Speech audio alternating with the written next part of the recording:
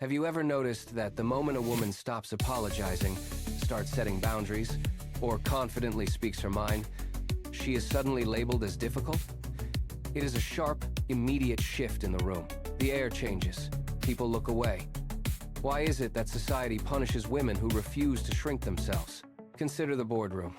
A manager pushes for unpaid labor.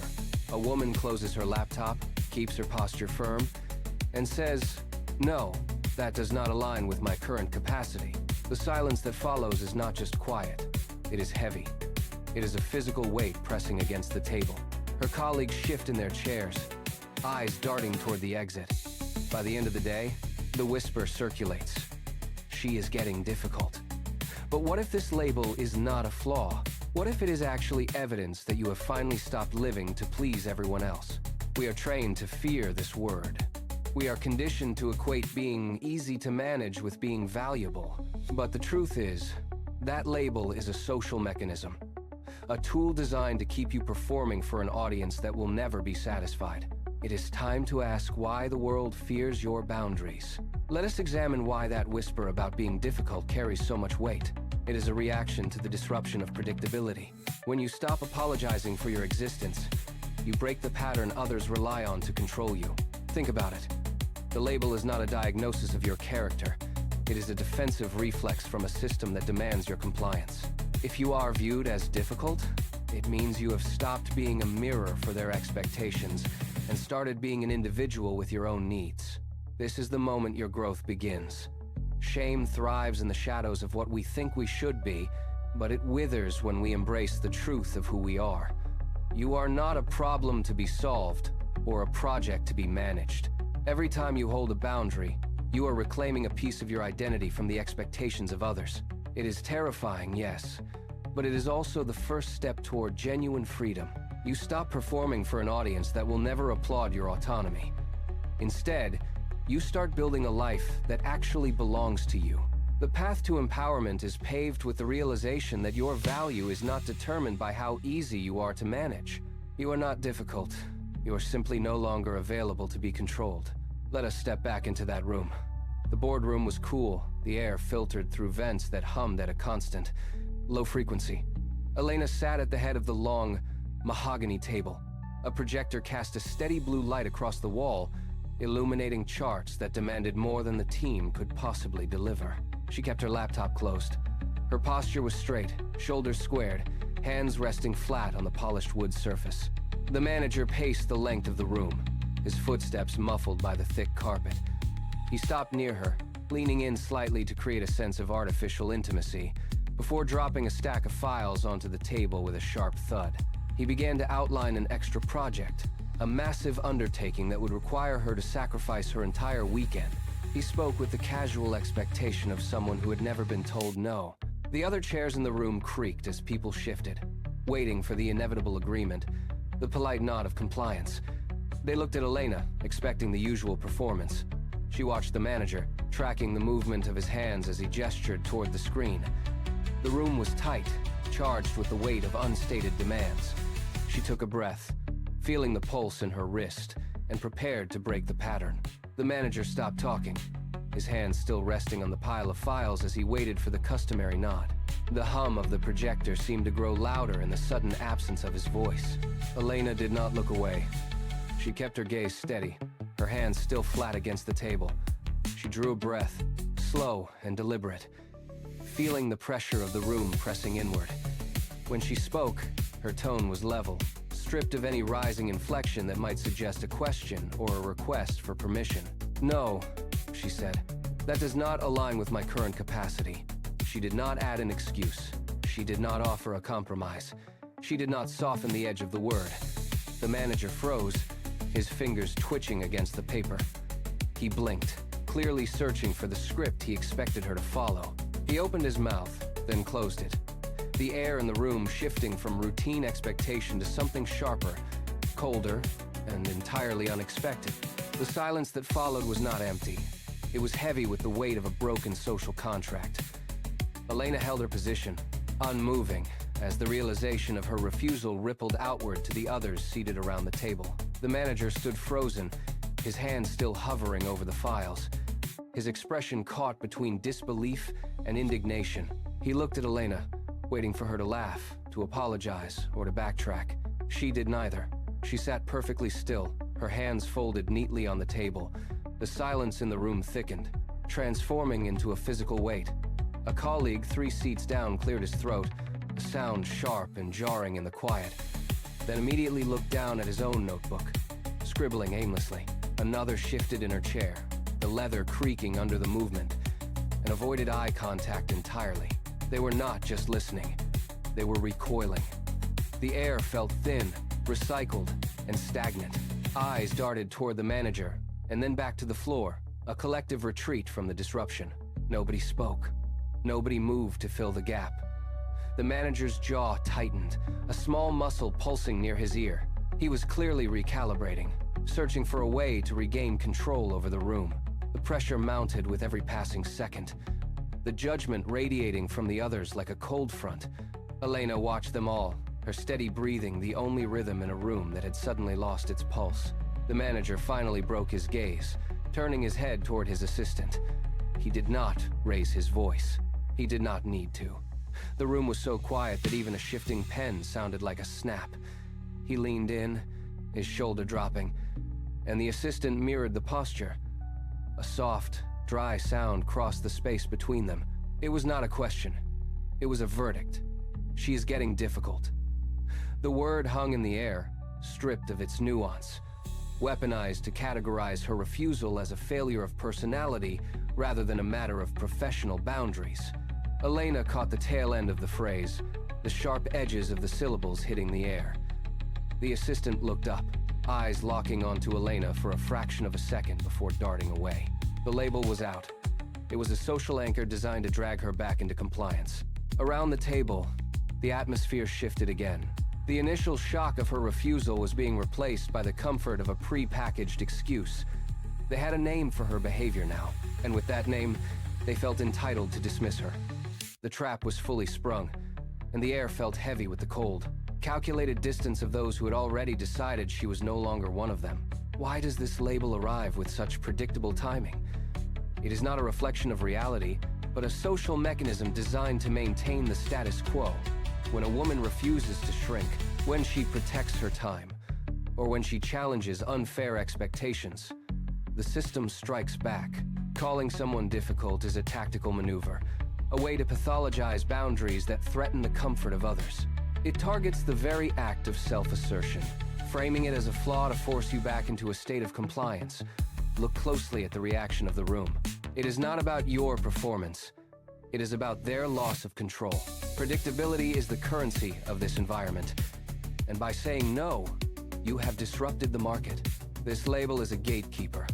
It is intended to trigger your internal shame, to make you question your own clarity, so that you return to the role they find manageable. But once you see the mechanism, the spell breaks. You realize the label tells you nothing about your worth, but everything about their fear of an equal. You are not being difficult. You are being effective. To understand why that label carries such weight, we must look at the blueprint of your upbringing. Long before you walked into a boardroom, you were being shaped. Many of you were raised in a quiet, invisible classroom of compliance.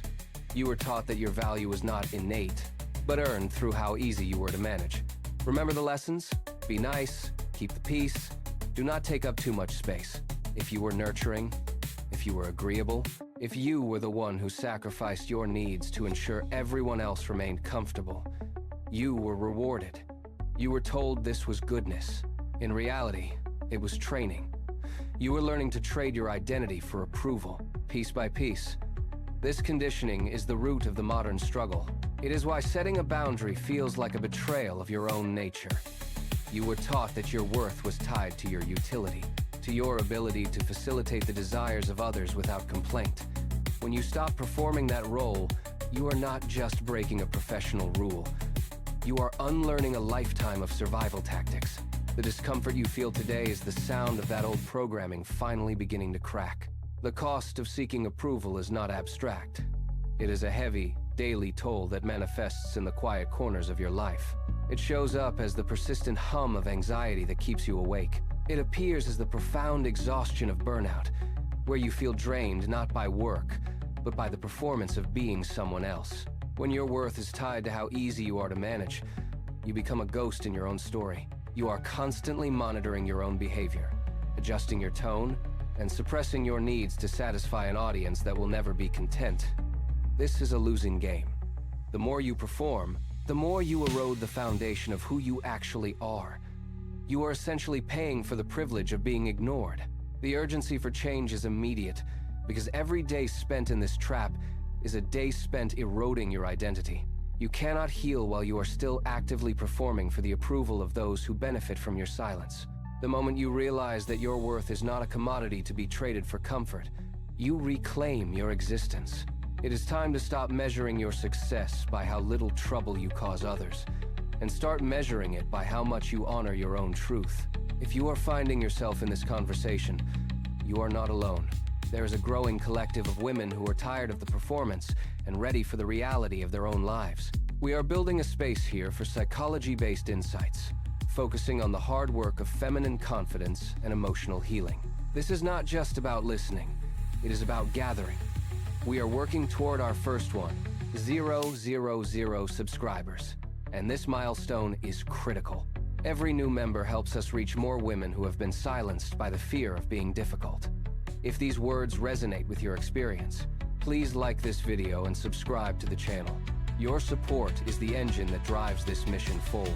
It allows us to keep creating content that empowers you to grow and reclaim your authentic self. This community is designed to be a sanctuary for those who have decided that their peace is worth more than someone else's approval. By subscribing, you are signaling that you are ready to stop performing and start living. Thank you for choosing to be part of this journey toward healing and growth. Every click helps us grow this message for the women who need to hear it most. The price of seeking approval is paid in currency you cannot replenish. It is the anxiety that tightens your chest when you prepare to speak. It is the burnout that leaves you staring at the ceiling, wondering why you feel hollow, despite doing everything right. When you prioritize being easy over being authentic, you are not just being polite, you are participating in your own depletion. Your body keeps the score of every boundary you failed to set and every yes you forced through gritted teeth. This is a physiological toll. The chronic stress of monitoring your own personality creates a baseline of tension that never truly subsides. You are constantly scanning the room for signs of disapproval, adjusting your posture, and editing your thoughts until you have nothing left for yourself. This constant performance is a fire that consumes your internal resources. You become trapped in a loop where the reward for your compliance is more work, more expectations, and less room to breathe. The danger here is not that you will fail to please them. The danger is that you will succeed, and in doing so, you will lose the only person who actually matters, yourself. You begin to fade. It happens in subtle shifts at first. You stop having opinions at dinner because the debate feels too exhausting. You stop suggesting plans because you prefer to avoid the friction of a no. Slowly, you become a ghost in your own life. You are physically present, yet you occupy no real space. You watch yourself move through your day like a projection on a screen. You are performing for an audience that remains perpetually unsatisfied. Even when you give them everything, you smile when you are tired. You agree when you feel resentment. You shrink to fit the comfort of others. And in that shrinking, you disappear. The tragedy is not that you are dying. It is that you are not truly living at all. You are a spectator to your own existence, waiting for a permission slip to take the stage that you already own. You have become a background character in a story where you were meant to be the lead. The room keeps spinning, the meetings keep happening, and the people keep asking for more, but you are barely there to witness it. You have polished your mask until it is perfectly transparent, and now no one can see the person hiding behind it. The transformation begins with a single quiet realization. You are tired of the performance. You are tired of the constant, silent script you write to keep everyone else comfortable. The moment you decide to drop the mask, the entire weight of that audience vanishes. You stop looking for eyes to meet yours in approval. You stop waiting for a nod to validate your existence. This is not a grand cinematic explosion. It is a slow, steady exhale. You choose peace. You choose the silence of your own mind over the noise of their expectations. It is a physical sensation, like setting down a heavy bag you did not realize you were carrying for years. Your shoulders drop, your breathing deepens. You stop performing, and suddenly, you are back in your own body. You are no longer a ghost haunting the corners of a room. You are the architect of your own space. You look at the tasks, the demands, and the pressures, and you see them for what they are, external noise. You reclaim your energy. You reclaim your focus. You realize that your value was never something to be earned or negotiated. It was always yours to keep. Peace is not just a feeling, it is a boundary. Now that you have reclaimed your internal space, you must protect it. The next step is the most difficult. Learning to say no without offering a paragraph of excuses. We are conditioned to think a refusal requires a defense, a story, or a plea for understanding. It does not. When you over-explain, you are still asking for permission to have a boundary. You are still performing. Stop. When a request does not fit your capacity, look them in the eye and say, "No, I cannot do that." Then, stop speaking. Let the silence hang there. Watch how the other person reacts. They may be surprised. They may be frustrated. That is their reaction to manage, not yours. You do not need to fill the air with justifications to make your no more palatable. Your time is a finite resource, not a public utility. By removing the explanation, you strip away the invitation for them to negotiate with your decision. You are not being difficult. You are being precise. You are honoring your own limits with the same respect you once gave to everyone else. Every time you hold that boundary without apologizing, your power solidifies. You are no longer seeking validation for your choices. You are simply living them. Look back at history. Search for the women who moved the needle, the ones whose names are etched into the foundation of progress. Were they liked? Rarely. Were they convenient? Never. They were labeled difficult, obstructionist, and cold because they refused to mirror the expectations of their era. They did not aim for a consensus of approval. They aimed for a legacy of truth. Think of the scientists who fought for their research to be recognized, or the leaders who stood firm when the world demanded they bow. They were not remembered because they were agreeable. They were remembered because they had the spine to remain true to themselves when the crowd demanded silence. When you feel the sting of that label today, recognize it for what it is, a historical echo. It is the same resistance every woman before you faced when she stopped shrinking to fit a pre-made mold. They traded the comfort of being liked for the weight of being significant. You are part of that lineage now. Every time you choose your own integrity over the shallow approval of your peers, you are walking the same path they carved. History does not keep record of the people who stayed quiet to keep everyone else happy. It keeps record of the ones who dared to be difficult.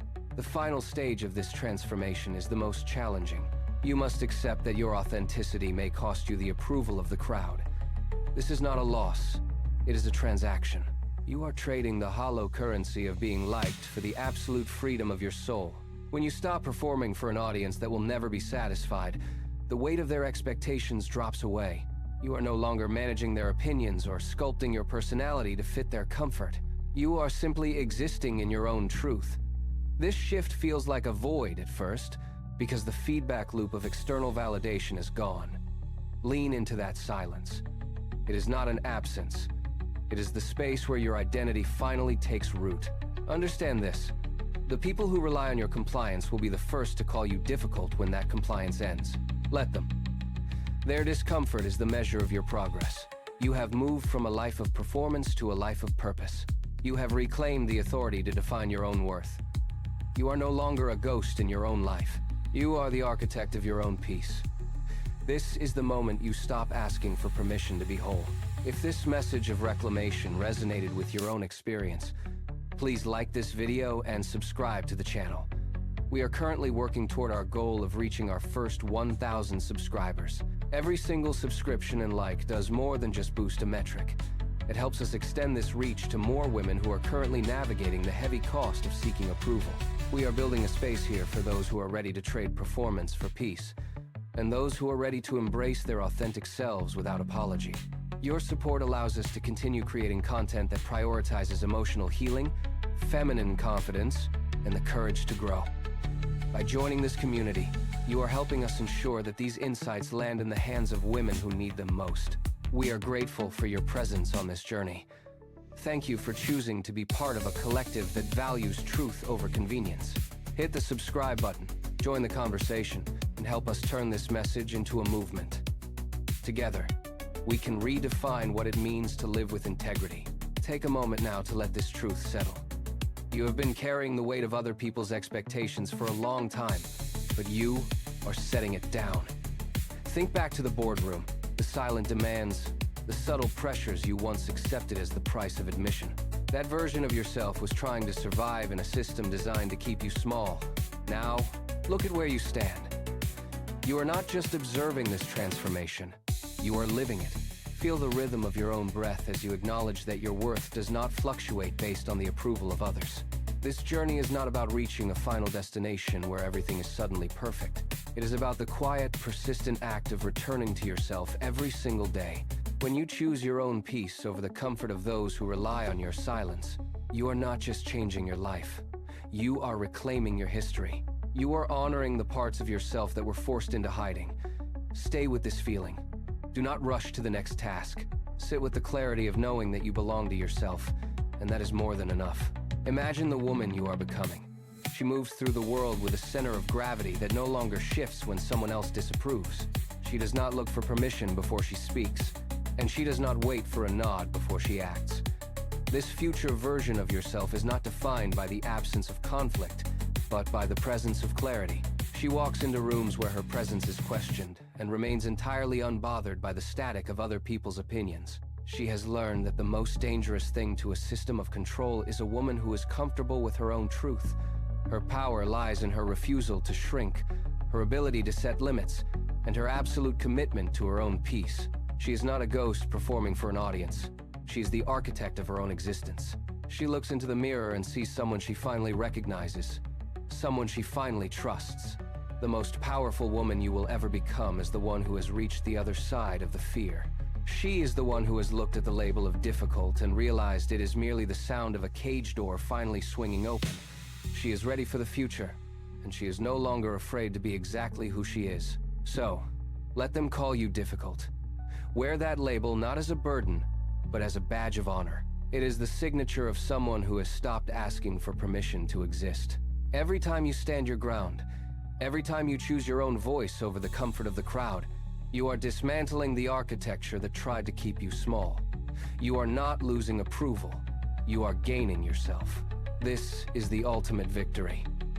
The silence you once feared is now your sanctuary. The judgment you once dreaded is now just noise that never reaches your ears. You have reclaimed the territory of your own life. You are the final authority on your boundaries, your values, and your path. Look back at the girl who was taught to shrink, and look at the woman standing here today. She is unyielding. She is authentic. She is free. That label is not a flaw. It is evidence of your liberation. Step forward into your life with that truth burning bright. You are not just becoming someone new. You have finally arrived at the person you were always meant to be. The cage door is wide open. Walk through and never look back.